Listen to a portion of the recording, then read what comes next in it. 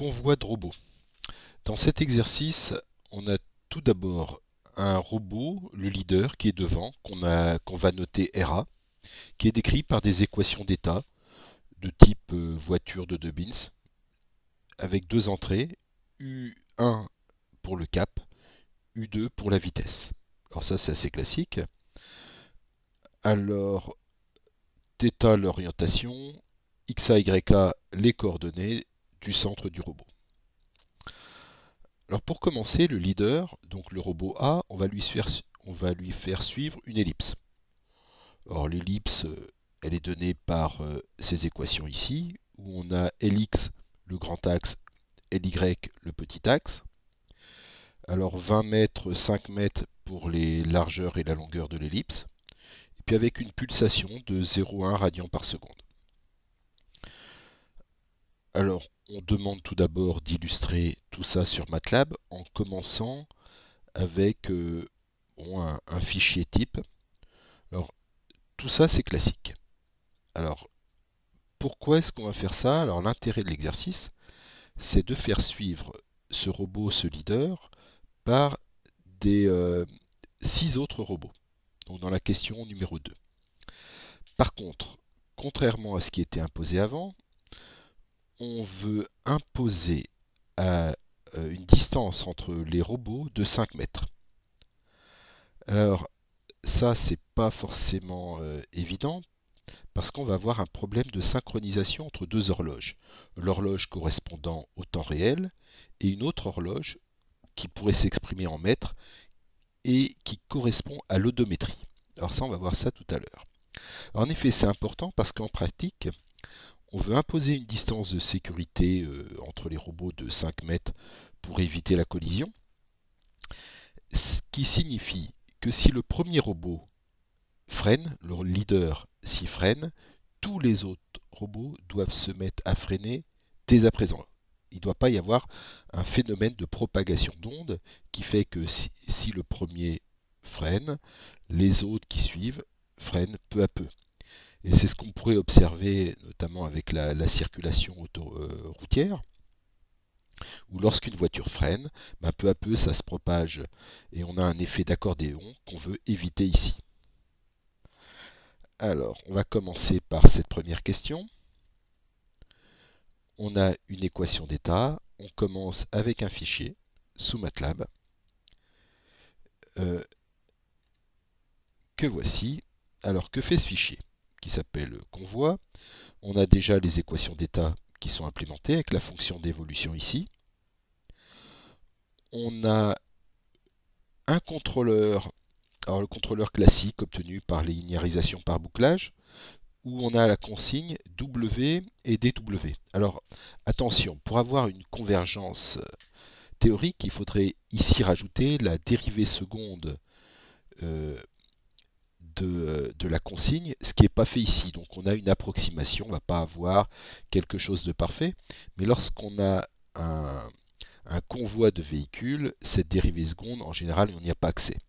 Donc c'est pour ça qu'on a pris une version simple du contrôleur obtenu par une méthode de linéarisation par bouclage. Alors, on a la condition initiale ici pour le leader, pour le robot A. On a le tracé de l'ellipse. Ici, on a donné dans cet exemple la consigne qui correspond à une droite, paramétrée par t de t. Donc, la dérivée qu'on est obligé de donner, elle est donnée par bien sûr 1 et 2. J'applique ici le contrôleur, la formule de l'air, et puis le tracé du robot et de la consigne. Alors si je lance ça, voilà ce que j'obtiens. La consigne ici en rouge, le robot suit une droite. Alors il ne suit pas l'ellipse, mais c'est ça qu'il va falloir implémenter. En tout cas, on a bien une convergence du robot vers sa consigne. Ici, on a une représentation de notre robot qu'on a appelé RA.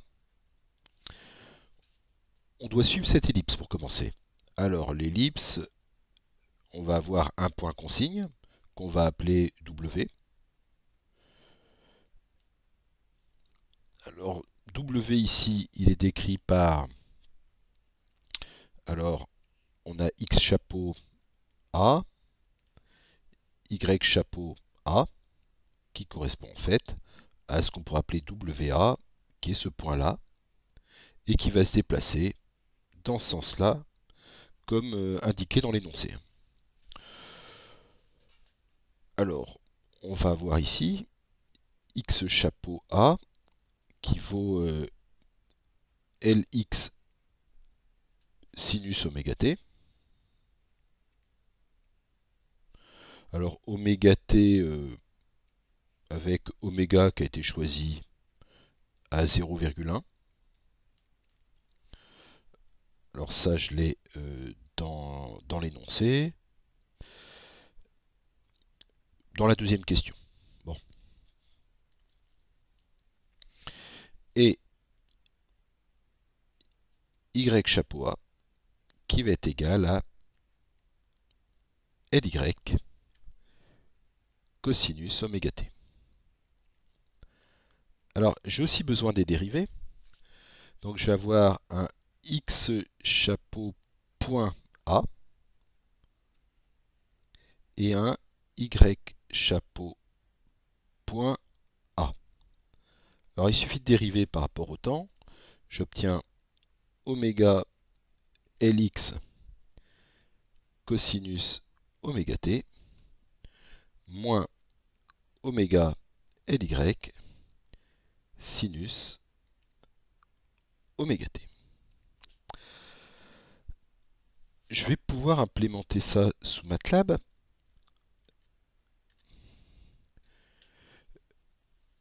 Donc ici, alors le tracé de l'ellipse, WA, ben là il va falloir que je le change.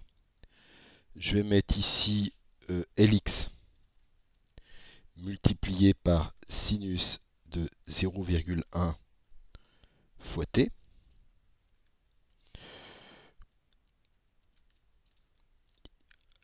Ici, pour l'ordonnée, je vais avoir Ly fois cosinus de 0,1t. Et puis pour la dérivée, alors je vais faire un copier-coller. Je vais avoir ici un 0,1 fois alors un cosinus. Ici, un moins fois 0,1 et un sinus.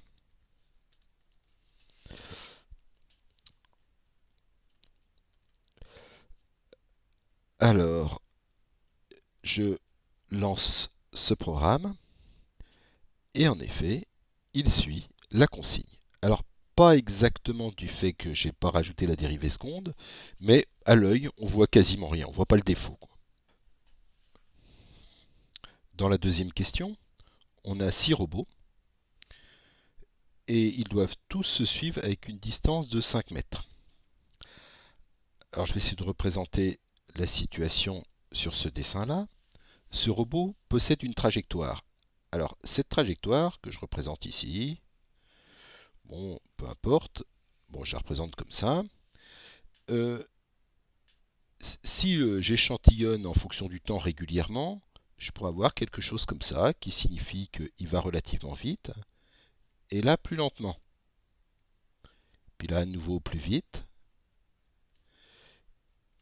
et puis plus lentement. Alors plus lentement, bien sûr, les échantillons sont plus fréquents, puis etc. Alors moi ce que je veux, c'est pas avoir un décalage temporel par rapport à tous les robots qui vont suivre. Alors je vais essayer de représenter les robots qui vont suivre. Les robots qui vont suivre, j'en veux un tous les 5 mètres. Donc il y en a un ici. Alors, hop, il y en a un ici. Et la distance, c'est 5 mètres. Ici, un autre robot ici. Puis un autre robot ici.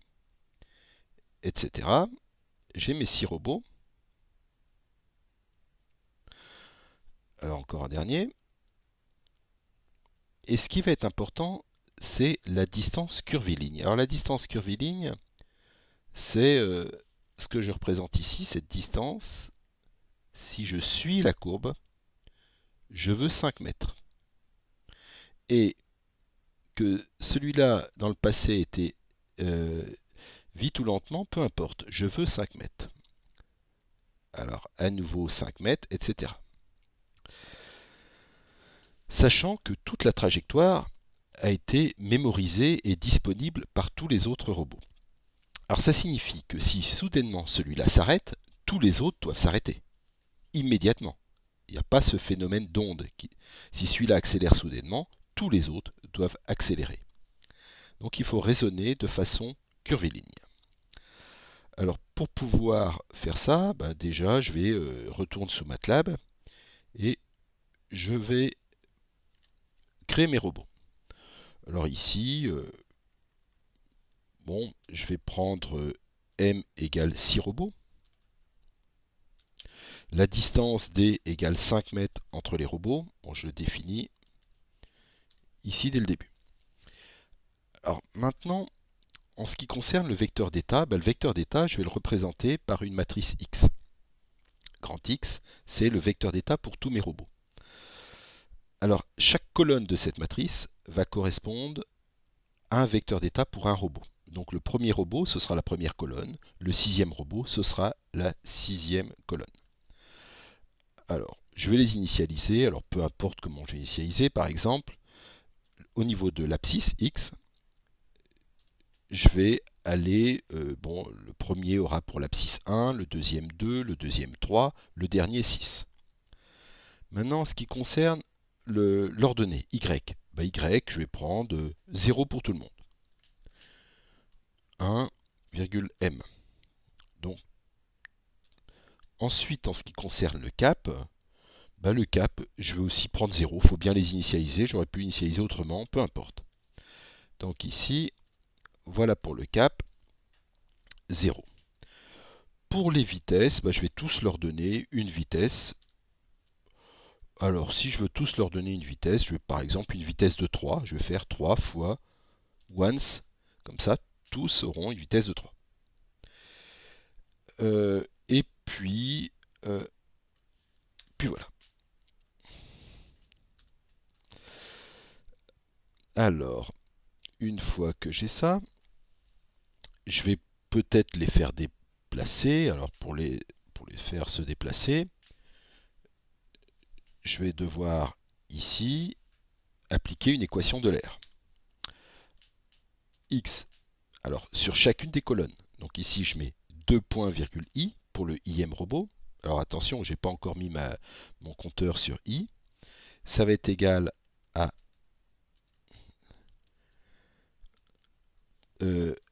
alors la formule de l'air, plus, alors ici je vais avoir F, alors je recopie la ligne du dessus, virgule, ici UI que j'ai pas encore créé, multiplié par dt. Alors voilà pour la formule de l'air. Alors, pour commencer, je vais mettre un UI qui vaut, par exemple, 0,2, qui signifie que je vais tourner dans le sens direct, un petit peu, puis ici je vais mettre 0. Donc là, ils vont tous les deux, tous les 6, tourner en rond. Et puis là, je vais rajouter une boucle for. For i égale 1 jusqu'à m.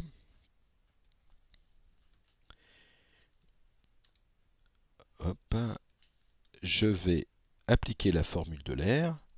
Et puis ensuite, alors là, la fin de ma boucle, n, et puis ensuite, je vais tous les dessiner. Alors ici, je vais par exemple, et puis leur point de consigne, je verrai tout à l'heure, je vais les dessiner ici. Ici, ça va être le IM robot que je dessine. Je vais les dessiner non pas en vert, en rouge, mais par exemple en noir. Alors je vais les faire un peu plus petits, donc je vais mettre ici 0,5 pour bien faire la distinction entre le leader, ici au-dessus, XA, et les followers.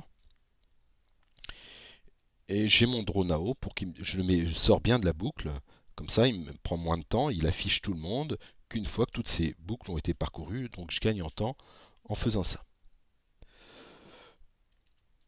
Je lance. Alors, tous mes robots sont là, tournent en rond, ils ne sont pas régulés, ils sont tous un petit peu décalés, peu importe, mais il va falloir les faire suivre le leader qui ici est en rouge et qui suit un des points sur l'ellipse. Dans notre problème, on a deux échelles de temps. On a le temps t, le vrai temps, et une autre échelle de temps qui peut être vue comme une autre horloge, qui est l'horloge curviligne. Alors, on peut voir, si on raisonne de façon curviligne, comme l'horloge curviligne qui compte en mètres. Ici, on va avoir par exemple 0,1 mètre, qui correspond à ds, qui peut être vu comme le pas de temps curviligne.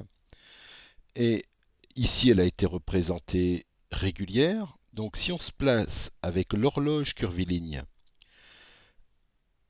et si on la voit régulière, on voit le temps équivalent, comme quelque chose de totalement irrégulier si on a une correspondance ici, ici, etc.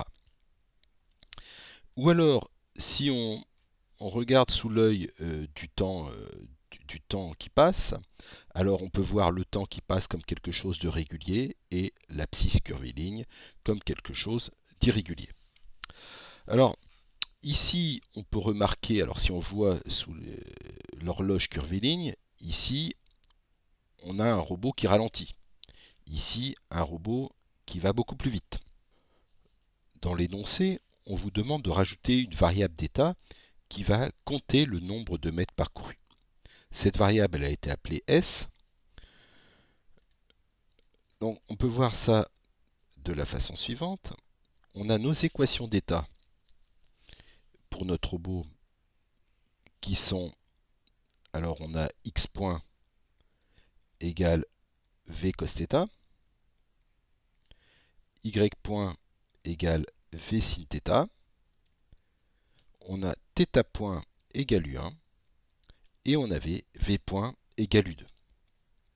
On rajoute une autre variable qui correspond à un odomètre, à un compteur métrique, que je vais appeler S, et S point, c'est égal à la vitesse. Donc il évolue comme le temps, mais le temps, on aurait pu imaginer, il vérifie l'équation t point est égal à dt sur dt égale 1. Seulement ici, le compteur, l'odomètre, va avoir une dérivée qui va correspondre à la vitesse du robot. Alors, je vais utiliser une sorte de chronomètre métrique. Lorsque j'ai parcouru 0,1 mètre, je le réinitialise à 0. Donc c'est ce que je vais faire sous mon programme MATLAB. Ici, je vais donc rajouter une autre variable d'état. Alors x4 c'est la vitesse, x3 c'est le cap. Donc je retrouve bien mes équations d'état. Mais ici, je vais rajouter la vitesse qui correspond à, alors ici j'ai S pour la dernière des variables d'état. Et puis ici, je vais mettre x de 4 qui correspond à la vitesse. Voilà. Alors, maintenant, puisque j'ai rajouté ça, il va falloir mettre au tout début, aux conditions initiales, le chronomètre à 0, le chronomètre métrique. Pour que ça colle pour les autres, alors je ne vais pas utiliser pour les robots qui suivent, mais quand même, comme je vais utiliser les mêmes équations d'état, je vais être obligé ici de mettre un 0. Leurs chronomètres sont à 0.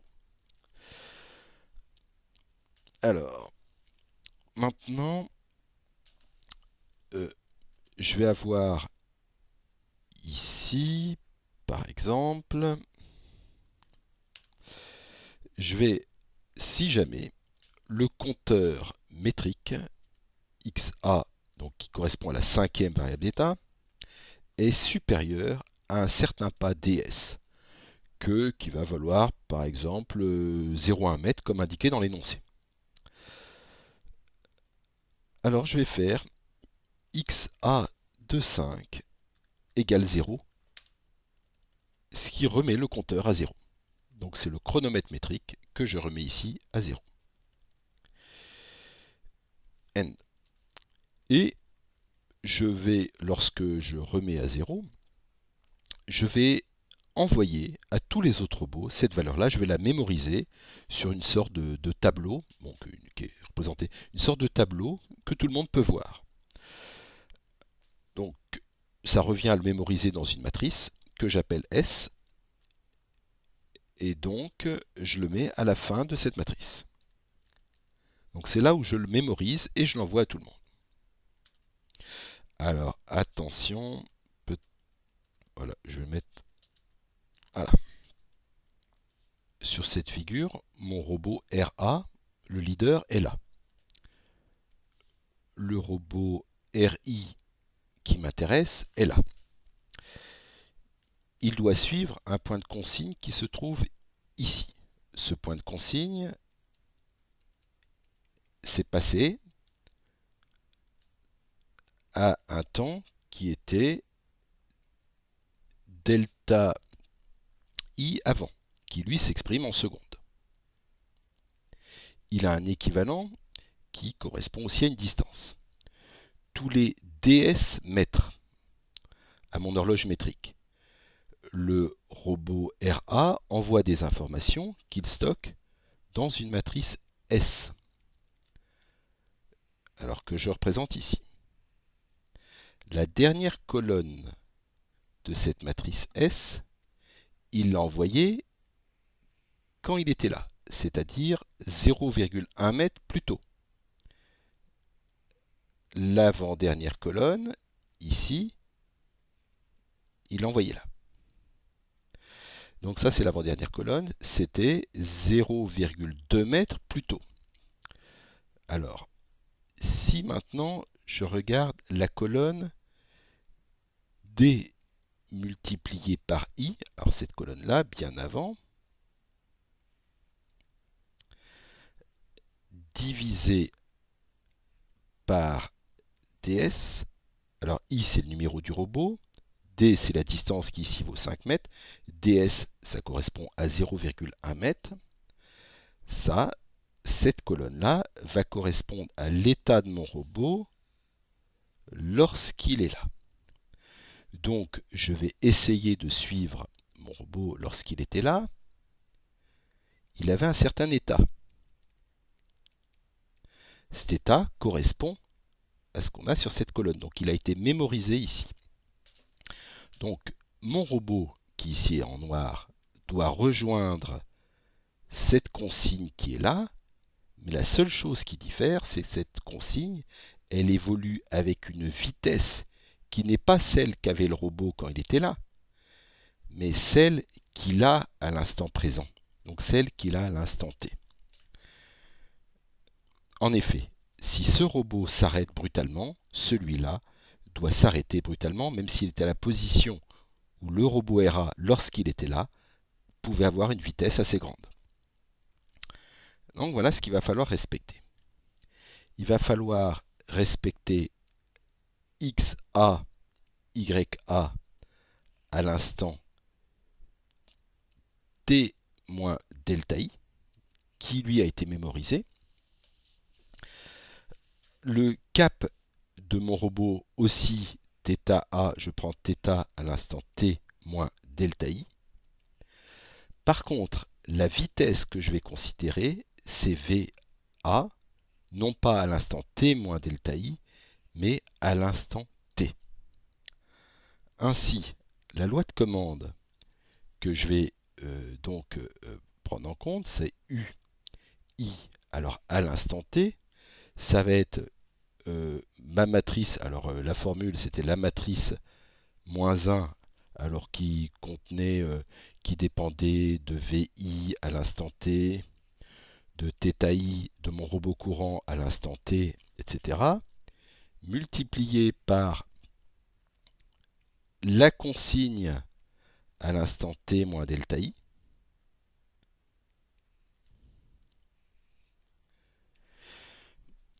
YA à l'instant T moins delta I, Alors attention, ça entre crochets. Moins, alors pour le proportionnel, hein, xi à l'instant t, yi à l'instant t.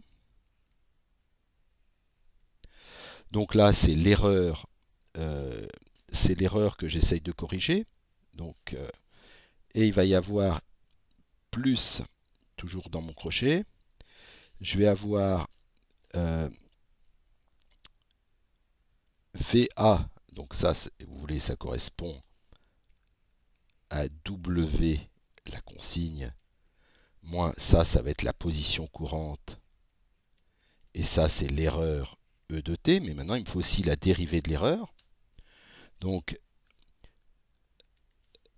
W point, ça va correspondre à VA multiplié par cosinus, alors VA bien sûr de T, à l'instant T, cosinus de θ A à l'instant T moins delta I,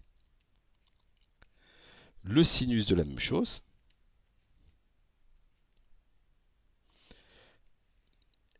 moins, alors ici ça va être VI, l'état de mon robot, cosinus θ I, VI sinus θ I. Donc je ferme mon crochet, ça joue le rôle de W point, et lui de P point. Donc là, on avait l'erreur, et ici, on a la dérivée de l'erreur. C'est ça que je vais implémenter. Donc je rappelle, ici j'ai ma boucle temporelle. Ici, la cinquième variable d'état, c'est le compteur métrique qui va mémoriser dans la matrice S. Donc la matrice S, il faut que je l'initialise. Par exemple ici, je vais mettre S égale à vide au début, puisque rien n'a été mémorisé encore. Et puis, je vais devoir ici mettre le ds qui correspond au pas d'échantillonnage, mais qui s'exprime en mètres. Donc, je vais mettre 10 cm. Une fois que j'ai ça, alors, j'ai ma boucle pour tous les robots qu'il va falloir commander. Ici, J, ça va correspondre à ce que j'avais tout à l'heure sur ma matrice. Alors, S, ça va correspondre à la colonne ici que je vais sélectionner à partir de la fin. Voilà, ça va correspondre à ce que je vais appeler J. Donc le nombre de steps à franchir pour arriver à l'état de mon robot rouge, de mon robot leader, à un instant delta I plutôt que j'essaye de suivre. Alors, c'est ce que j'avais indiqué. Bon, donc ici J égale, je vais prendre la taille, je pars de la fin, size de la matrice S. Alors, je vais prendre size de S, excusez-moi, virgule 2. Donc en effet 2 parce que je prends le nombre, ce qui m'intéresse c'est la taille suivant les colonnes. Je vais faire moins D fois I divisé par DS. Alors ici, je rappelle que D, ça correspond à la distance de 5 mètres, qui a été initialisée plus haut.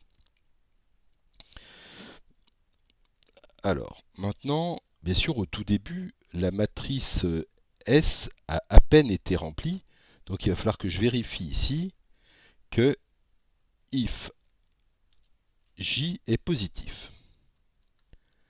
Sinon, alors else, je continue à tourner en rond. Else, donc UI fait que je tourne en rond. Et puis ici, N. Alors si J est positif, qu'est-ce que je fais? Je vais prendre l'état qui a été mémorisé. Donc mon robot leader, XA, à l'instant qui intéresse le robot I, c'est pour ça que j'appelle XAI, ça va être égal à S. Alors je prends l'état, donc toutes les lignes, virgule, et la JM colonne. Donc voilà, j'ai l'état de mon robot à l'instant qui m'intéresse.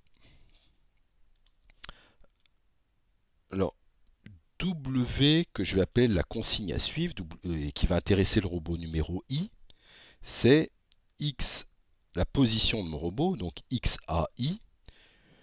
Donc je sélectionne que les deux premières composantes, donc 1 jusqu'à 2, qui correspond à la position de mon robot.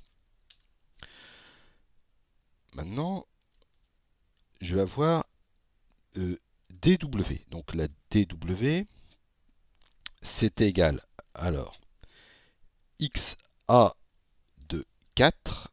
En effet, le 4, ça correspond à la vitesse, mais à l'instant t. C'est pour ça que ici, je n'ai pas mis XAI, multiplié par... Alors ici, je vais prendre cosinus de XAI de 3, qui correspond au cap. Et puis, je vais faire pareil avec le sinus.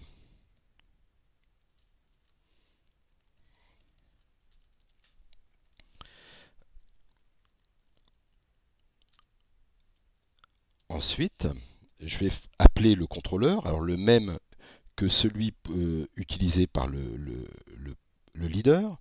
Donc UI égale contrôle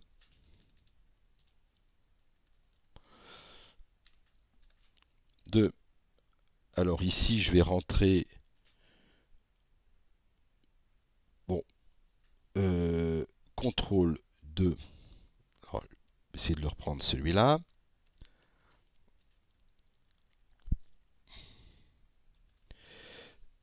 Ici, je vais rentrer WI et DWI. Alors, cette ligne de contrôle, je le rappelle, c'est celle qui est ici définie au-dessus, qui demande W et DW avec la matrice inverse et la commande de U. Elle a besoin pour entrer WI et DW de I, qui sont celles qui sont données ici, où on voit WI, alors qui lui fait apparaître l'instant t moins delta I. Ici, de même pour le cap, mais pas pour celui-là.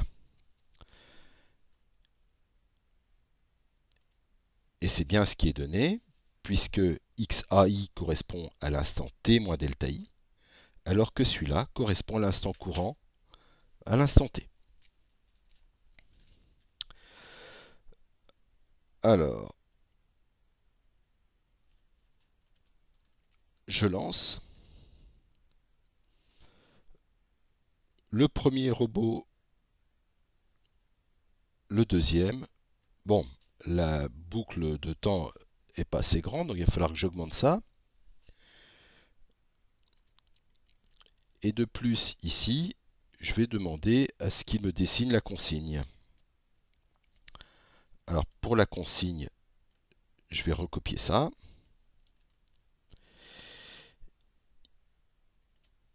Je vais le faire ici. WI. Et je vais le mettre en bleu, par exemple, avec un plus. Et puis, bon, ici, je vais demander un temps un peu plus grand, par exemple 50.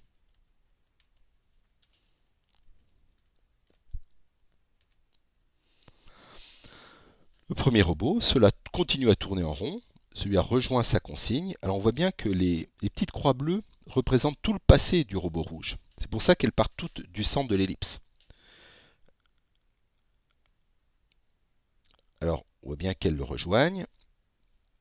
Et alors, lorsque le robot est là, le robot rouge, c'est là où il va le plus vite. Tout le monde va vite, même ceux qui sont au bord. Et lorsque le robot rouge atteint ici, il va ralentir, tous les autres ralentissent immédiatement. Donc c'est la vitesse du leader qui va conditionner la vitesse de tous les autres. Alors cette façon de raisonner nous permet en général de garantir qu'on n'aura pas de collision et qu'on n'aura pas d'effet d'accordéon.